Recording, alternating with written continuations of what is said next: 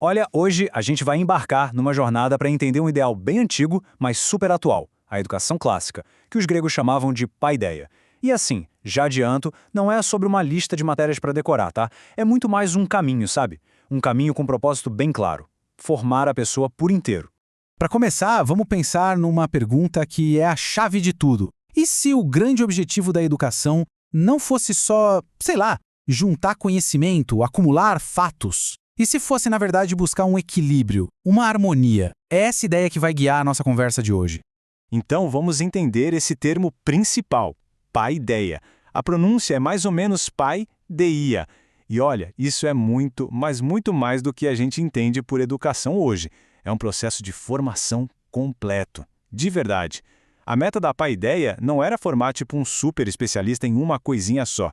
A ideia era formar seres humanos plenos, sabe? Com corpo, mente e espírito, funcionando juntos em sintonia. E essa busca por ser pleno nos leva direto para o nosso primeiro ponto, a ideia de harmonia. Pensa nela como um motor, a força que move todo esse sistema. A paideia, então, buscava essa harmonia em dois níveis, digamos assim. Primeiro, a harmonia interna. Era sobre equilibrar razão e emoção, corpo e alma. A ideia não era reprimir nada, viu? Era colocar tudo em ordem, em seu devido lugar. E o legal é que essa harmonia de dentro transbordava, se refletia do lado de fora, na comunidade. Para os gregos era simples. Um cidadão em harmonia consigo mesmo era a base para ter uma cidade justa. Uma coisa não existia sem a outra. Eram totalmente conectadas. Ok, então se a jornada é paideia, para onde a gente está indo, qual é o destino final? Bom, a resposta é a sabedoria. Em grego, Sofia. E olha, essa ideia tem umas camadas bem interessantes. É que Sofia não é um conceito parado no tempo, sabe? O significado foi mudando, evoluindo ao longo dos séculos na Grécia. Começou como uma coisa bem prática, bem concreta, e aos poucos foi se tornando algo mais abstrato, mais elevado. É quase como uma escada mesmo, que vai subindo degrau por degrau em direção à verdade. E essa escada tem 3 degraus bem definidos. O primeiro nível, a base de tudo, era o técnico, como saber fazer. A habilidade de um artesão, por exemplo, simples e direto. Depois, a coisa sobe um nível e vira a prudência, o saber agir. É a sabedoria para tomar as decisões certas na vida, sabe? E lá no topo, o último degrau, está a sabedoria filosófica, o saber pensar. É a busca pela verdade só por buscar, pelo puro prazer de entender as coisas. Bora então começar a subir essa escada. E o mais interessante é que o primeiríssimo passo nessa jornada toda em direção à sabedoria começa pelo corpo, sim, pela nossa base física. O ponto de partida aqui é simplesmente fascinante. Para eles, a educação física nascia de uma percepção da nossa fragilidade. Pensa bem, diferente dos animais, a gente não nasce com garras, com uma força absurda, com instintos prontos. Mas, e aí que está o pulo do gato, essa nossa falta é a nossa maior força. Porque é isso que nos obriga a desenvolver a técnica. A gente precisa aprender, treinar, criar ferramentas para conseguir superar as nossas limitações.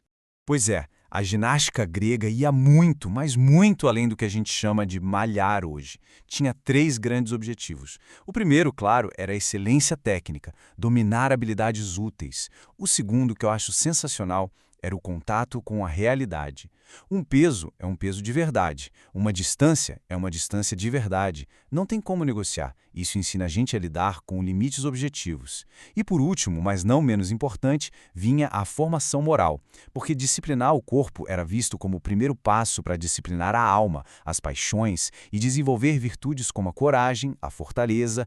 E o objetivo final de todo esse treinamento era alcançar a areté, a pronúncia é arete, que significa excelência ou virtude. E aqui tem uma virada social incrível acontecendo. Antigamente, a areté era vista como uma qualidade de berço, sabe, dos nobres, dos guerreiros. Mas com o tempo, na era clássica, ela meio que se democratizou. Virou uma virtude que qualquer pessoa, qualquer uma mesmo, poderia alcançar com prática, com disciplina. A excelência deixou de ser um privilégio e virou uma meta para todo mundo.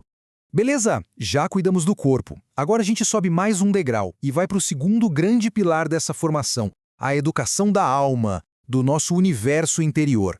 E aqui atenção porque a palavra música pode levar a gente para o caminho errado.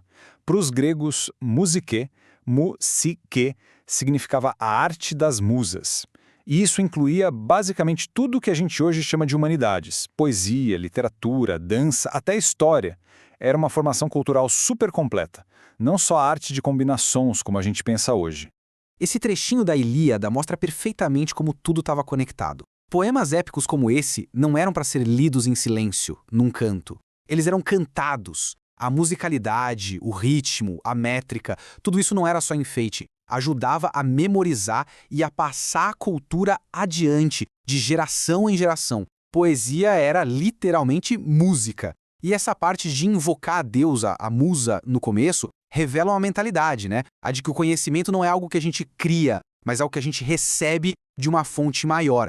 E aqui está o ponto central. Não existia essa separação de matérias que a gente tem hoje. Ao estudar Homero, por exemplo, um jovem grego aprendia língua, mitologia, história, geografia, tudo junto de uma vez só. Era um aprendizado integrado, orgânico, e o melhor de tudo, vinha embrulhado numa história sensacional. Isso tudo nos traz para a nossa última parte, onde a gente vai ver como a literatura pode ser uma fonte única e poderosíssima de sabedoria. Pensa só, a nossa experiência de vida, por mais rica que seja, é limitada, né? A gente nunca vai conseguir viver todas as situações possíveis. E é aí que a literatura entra em cena, oferecendo o que a gente chama de experiência vicária. É como viver por meio de outra pessoa. Numa boa história, a gente passa por dilemas, conflitos, alegrias que talvez a gente nunca vivesse na pele. E isso expande de um jeito absurdo a nossa compreensão sobre o que é ser humano.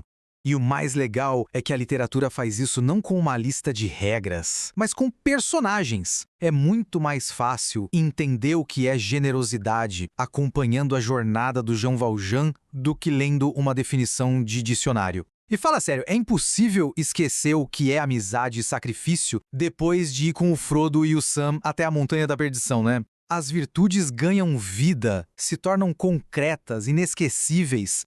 Mas um ponto importante. A educação clássica não era só livro, não. Muito pelo contrário. O conhecimento prático, a sabedoria de vida eram passados no dia a dia, na convivência. O aprendiz aprendia olhando e imitando o mestre, fosse ele um artesão, um filósofo. O mestre não era só um professor que dava aula e ia embora. Ele era um modelo de vida, alguém para se inspirar e seguir. E com isso, a gente fecha o nosso círculo. A paideia era essa jornada para formar pessoas completas, harmoniosas, sábias. E isso tudo deixa uma pergunta no ar para a gente pensar. Hoje em dia, numa era de informação infinita na palma da mão, qual é o valor de uma educação que não quer só informar, mas que quer formar? O que significa para a gente, hoje, buscar a sabedoria de verdade?